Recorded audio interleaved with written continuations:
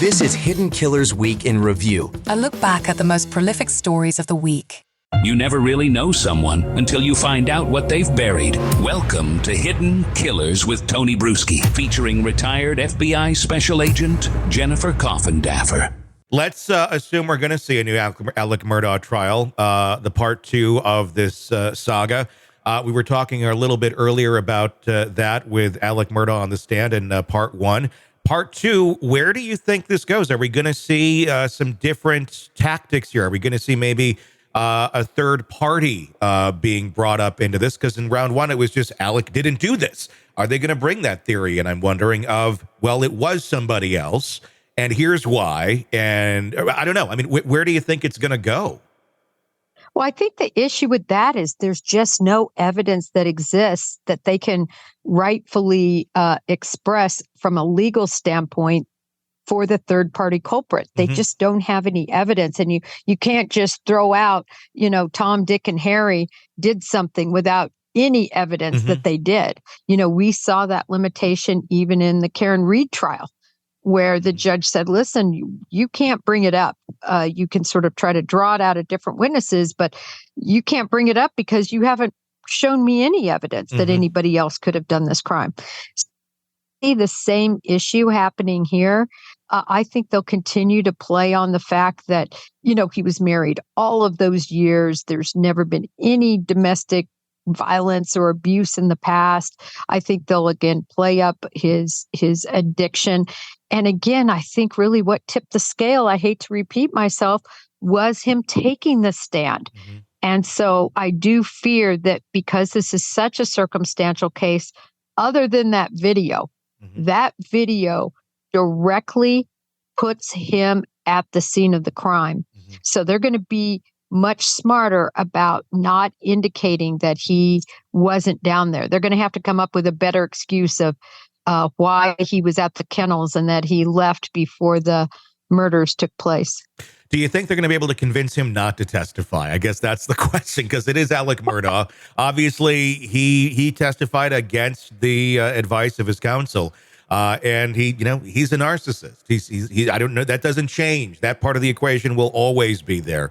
It does make me wonder if he's planning on it already and already kind of working up what he's going to say. I just don't think he will. I don't think he'll take another bite of the apple after what transpired the last time. I do find it very interesting, though, that he doesn't, at least that we know of, we know he stole millions and millions of dollars, but it doesn't seem like he has deep pockets. I'm wondering, are they still going to be able to afford their expert witnesses at probably, $500 an hour or so? Are they going to be able to afford the counsel, or is this going to be completely pro bono? Or is there a lot of money in the coffers that are hidden that we can't see? So I find it very interesting to see, I guess, how much money is going to be able to support that defense team. Well, and where is the money going to come from is the big question, too. If it's not there or if it's already somewhere. I mean, it was very surprising to see, the way that Dick and Jim lived when they were representing him in that, massive estate with the pool and the chef and all of this as the defense counsel. That right there seemed rather bizarre. If you're going to be going down on these charges here and these charges here financially, why are we spending this kind of money on these sort of things? Or was it just maybe the goal there was simply, let's get rid of as much of my money as I possibly can right now? Well, yes. When you consider a couple of points, right? No matter what, he's spending likely the rest of his life in prison for his financial crimes. This is really all about, he doesn't want to be remembered as the guy who was convicted for slaying his wife and his son. Yeah. I think that's what it all comes down to. This is just, only for that reason. I think that they're going to stick with representing him only because of the limelight. And I mean, look, this has put them in front of the South Carolina Supreme Court. So few cases are ever taken by any state Supreme Court. This is big, and they're going to be able to argue it. I think if they win, they'll still represent him, even if they're not getting paid very much. Well, I mean, the attention and the publicity, I mean, it's changed the life of them going forward. For just that reason. Do you think we're going to see the family sticking by Alec the same way that they did on round one? Or I'm wondering if opinions or hearts have changed at this point.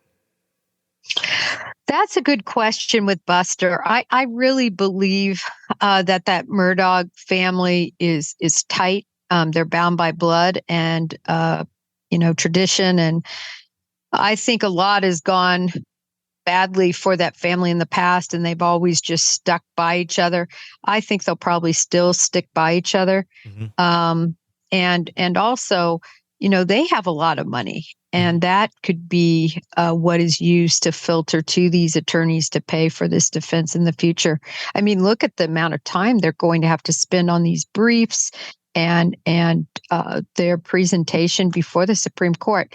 This is not a few hours. This is really dozens and dozens of hours that this legal counsel, and I just can't believe they're doing it pro bono. Yeah, it's going to be fascinating to watch. And you're right. There is money there. It may not be in Alec's possession, but the family certainly has it. And as long as they're behind him, I think he can probably afford whatever he needs to take this on.